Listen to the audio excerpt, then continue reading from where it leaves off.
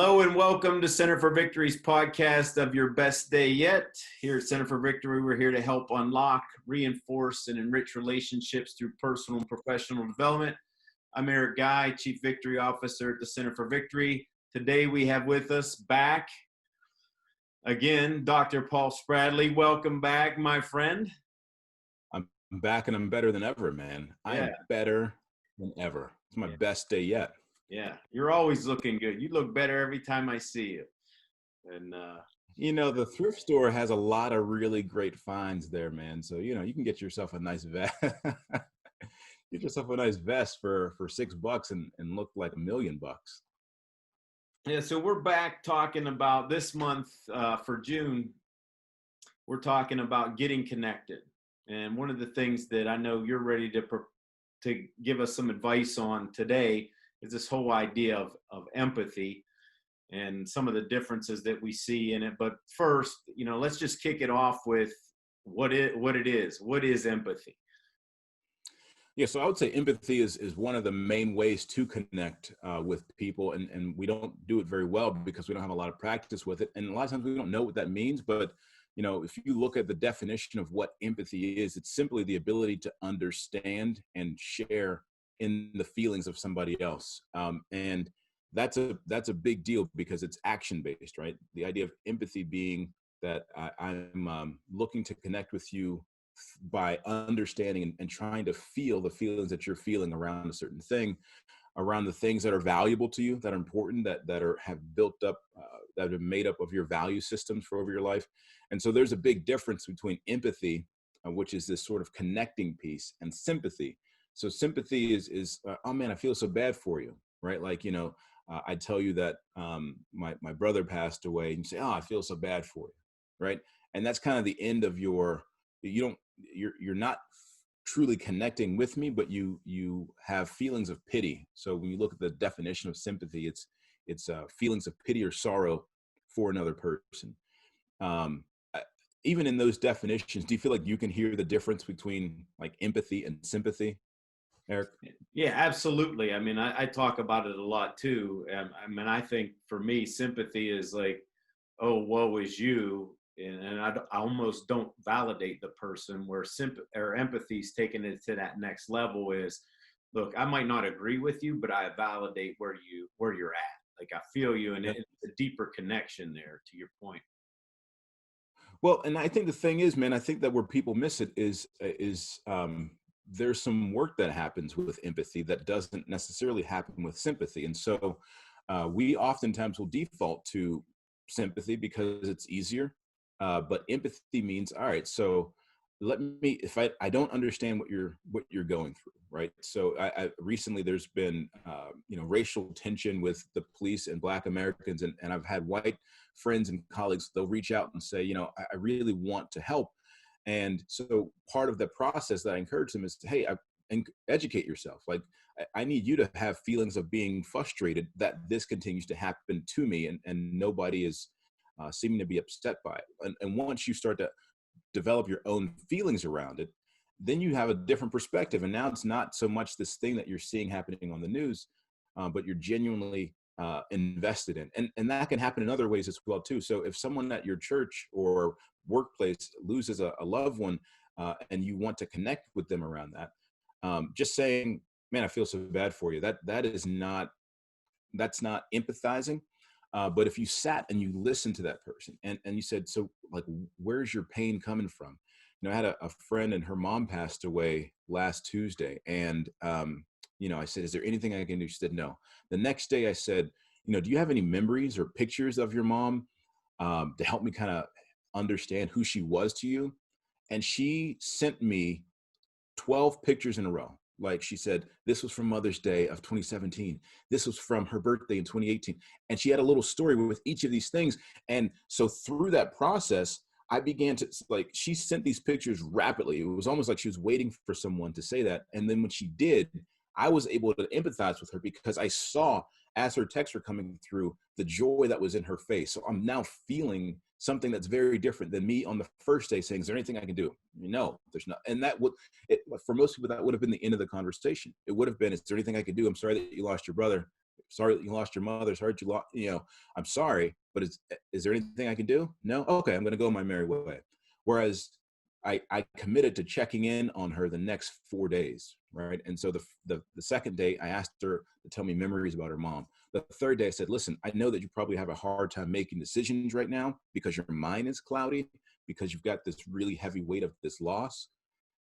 Is it okay if I brought you something to eat, or are you okay there? Right. Because you might not even be thinking about food. So now I've taken on this idea of empathizing for where she's at, for not having maybe being stable mentally in this space of losing her mother, right? Like her best friend, she just communicated to me that this person who passed away was so important to her life. And um, I only would have gotten there if I had taken the extra step to say, hey, tell me about why your mom was important to you. Why was she valued to you? So it's really action based. And it's this idea of leaning in a little bit more, you know, to why this thing is important to you. Why are you upset about this? Like, help me understand so that I could share in that upset, that feeling that you have. Why are you super happy about this thing? Like, why are you excited? And not to go on too much of a rant, but sometimes women in relationships with men, like they're yearning for men to have for that connection, for this idea of like, hey, I want to like share in your excitement around things. I want to share with in your places of hurt, and sometimes the other side of it is true, where we don't have the tools to be able to communicate. Like, here's why I'm really hurting, right? Because I've not figured that out. So that's a lot. I apologize for going off on a bit of a tangent there. No, that was good. I mean, the big thing that I got that I want folks to remember is that it's action based. I mean, if you hear all that, that was all good information, but it needs to be action based. And I think that's a big tip there. So I appreciate that. Um, why is it important, and what does it, really have to do with connection? So talk about next level now and connecting with folks. Yeah, man. So I think that it's really about providing some context around empathy. So the reason that it's so easy to disconnect is because I don't have to do any work. I don't have to think about you I could just sort of think about you abstractly. But most people are familiar with Maslow's hierarchy of needs, right? And this idea of there's certain things that need to happen in order for a person to reach their optimal self. And at the very bottom of that pyramid is safety. What does safety look like?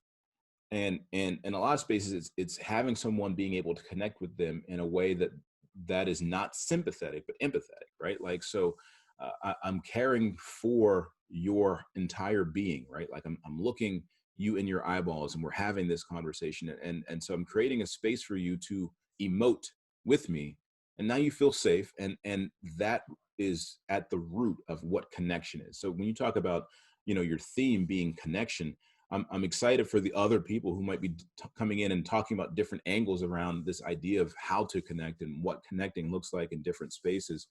But I think that for your listeners, if they can understand the idea of how important, it's the number one thing around, these hierarchy of needs that we have as human beings. Like, I need to feel safe, and in that space, I need to know that I'm connecting with somebody. That is, I think that's what's at the root of it. I know that you have a lot of listeners who are connected to their faith.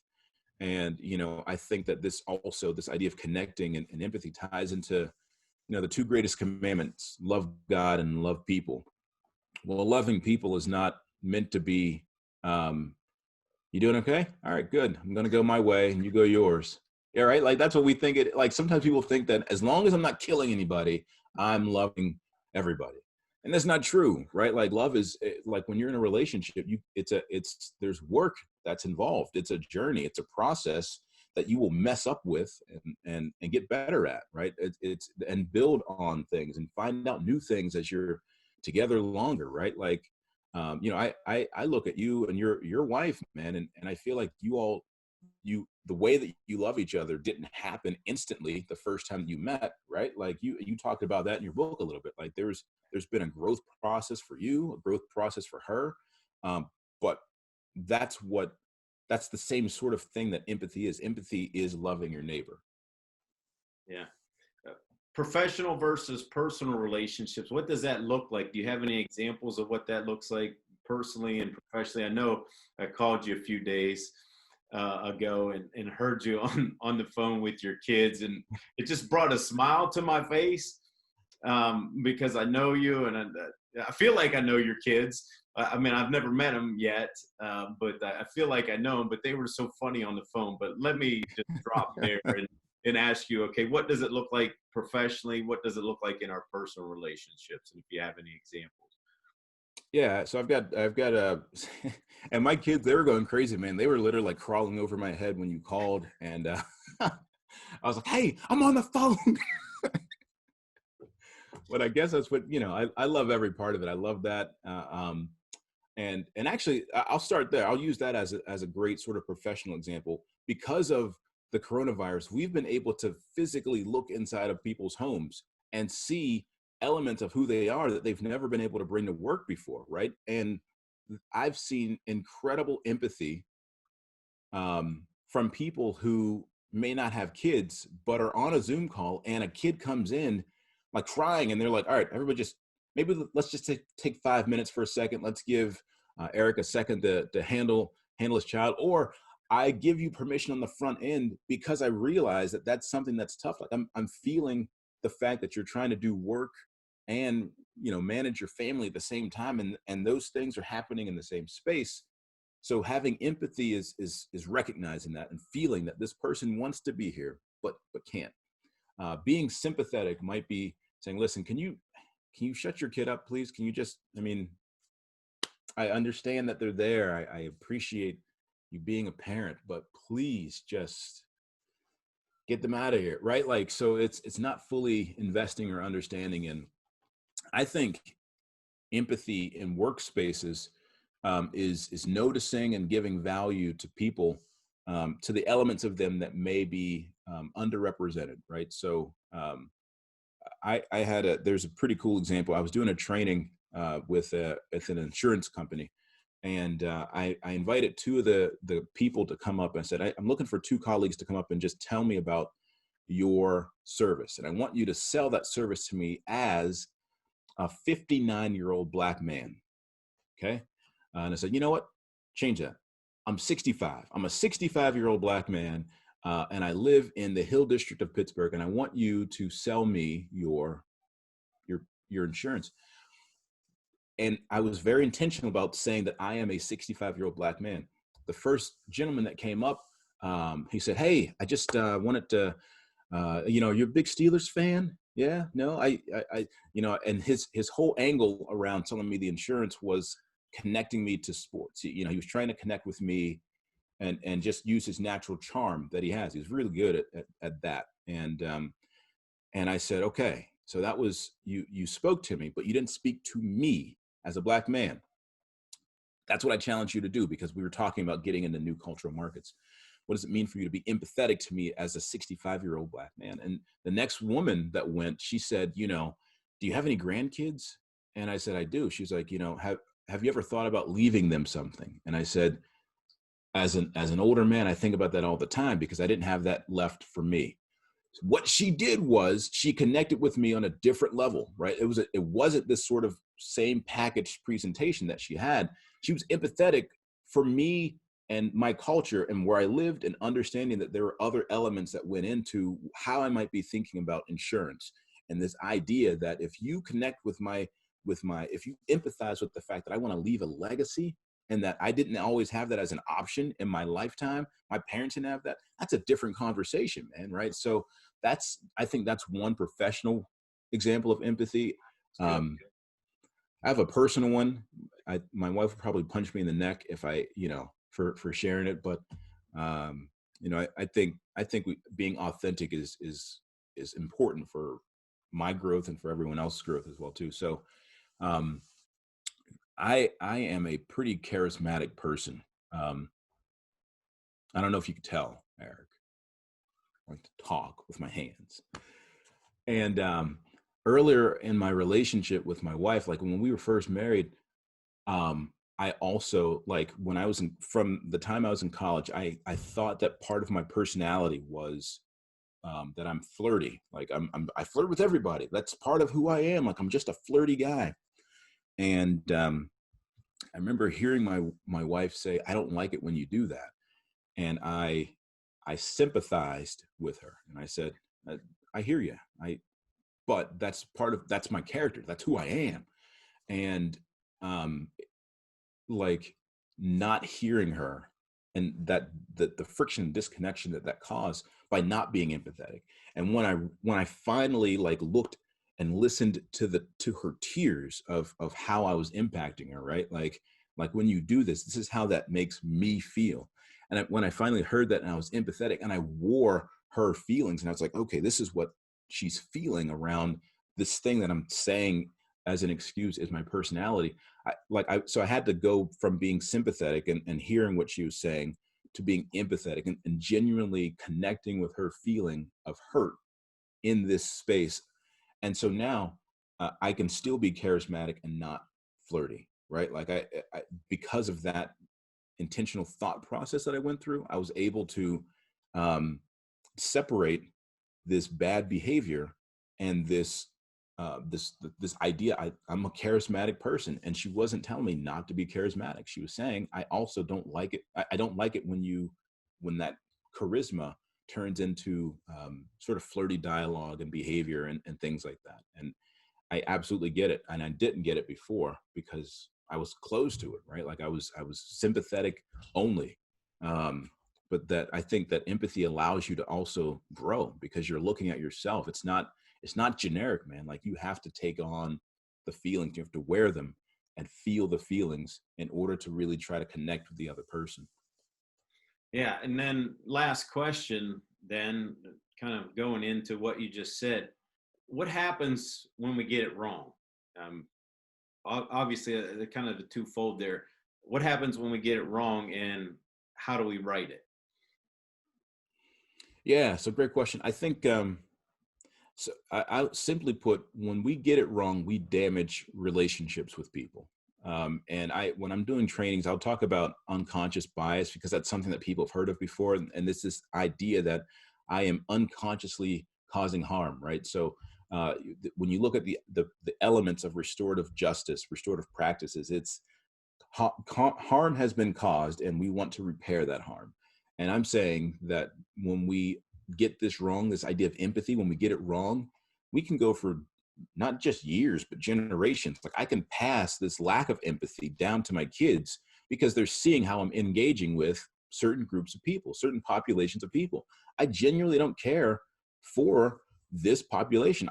I have no interest in really being sad for homeless people because I think it's their fault. I have this as an internal thought in my head, and I pass this down to my kids, and they pick this up from me. They pick up how I'm connecting with people, and it damages relationships, man. Like there's divisions that are present that we're seeing right now because this has never been addressed. This idea of what does it mean for me to take a step and be empathetic?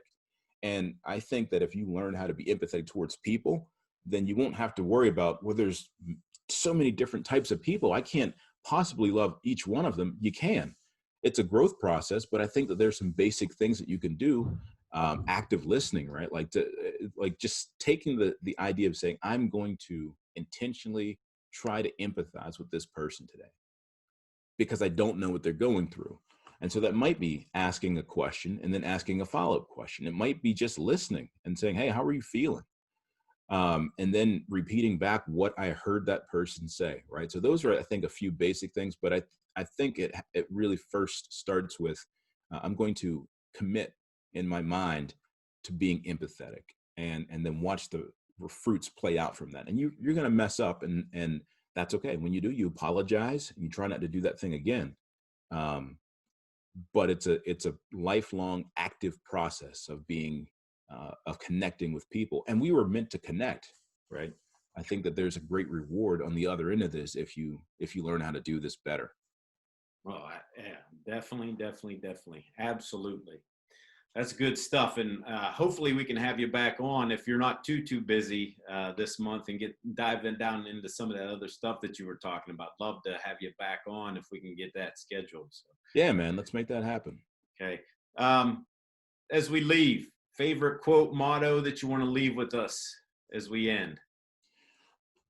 Maya Angelou has a quote that she says, and I'm going to try to get this exactly right, but I'm going to encourage you to Google it. Maya Angelou has a quote where she says, "I've learned that people will forget what you said. People will forget what you did, but they will never forget how you made them feel." Yeah. And sometimes we make people feel horrible without even realizing it, right? Like, and I think that goes back to this idea of like damaged relationships. Like if you had on cleats, Eric guy, and you stepped on my foot and I had on sandals, it would hurt me, right? And and even if you said, "Oh, that I didn't do it intentionally," yeah, you didn't. You just walked over my foot, but it still hurt. Like the fact that you didn't mean to do it doesn't mean that it didn't still hurt. So I love that quote when Maya Angelou talks about this idea of like, people will forget what you said, people forget what you did, but they won't forget how you made them feel. Because those feelings, those positive feelings are what creates connection. And those negative feelings, if you keep stepping on my foot with your cleats, it creates damage, it creates separation. So I love that quote. I think it ties in really well to this topic. It does very well. And, I just had kind of an aha there while you were talking about that. That's much how you and I met. They were just a good feeling. Yeah. It was like, okay, let's do this. Want to get together? Sure, let's go. And then, then their friendship was just made. And it was so good because, we just dropped everything that might have been a guard to thinking that I can't connect with this person. At least from my point of view, you might have thought, wow, what's this guy doing? No, so I think but that's absolutely right, man. We were both intentional, right? Like you could have looked at me and said, "Oh, there's this black guy." And I could have looked at you and said, "Oh, there's this white guy with long hair. We're probably going to clash." But we didn't do that, right? Like we said, there's something about you, and I want to be intentional about making sure that we have that again. Let's get to explore that a little bit. That's exactly the intentionality we were talking about this whole time, man. Like it's not just around feelings of hurt, but it's around feelings of joy. Like if there's good energy, like lean into that, like ask questions. And that's what we did. Like the first 2 times we got together, we just asked each other questions about how we thought, about like our philosophies, about how we build strategies around leadership. Like we just asked questions off each other because we wanted to learn. And that was incredibly intentional, man. And you did not step on my feet with your cleats. In fact, we had a great, and I'm looking forward to like just continuing to grow with you as well. Yeah. I mean, and it was so quick too. And I think that's what people need to hear. Like we didn't have to spend a lot of time wading through garbage to connect like that. So great point, great quote to end with. Always appreciate when you're on. And like I said, if you're not too busy, love to have you back on this month as we continue to talk about getting connected. That's all for today, folks. Really hope you enjoyed this. I know I enjoy every time Dr. Paul's on with us. Make sure you leave the video a like and leave a comment down in the section below. We'd also appreciate it if you'd hit that subscribe button as well as the bell icon. That way you can get notified when we post next. If you'd like more information, always visit us at centerforvictory.com. And remember, wherever you're at, whatever you're doing, make this your best day yet. See you later.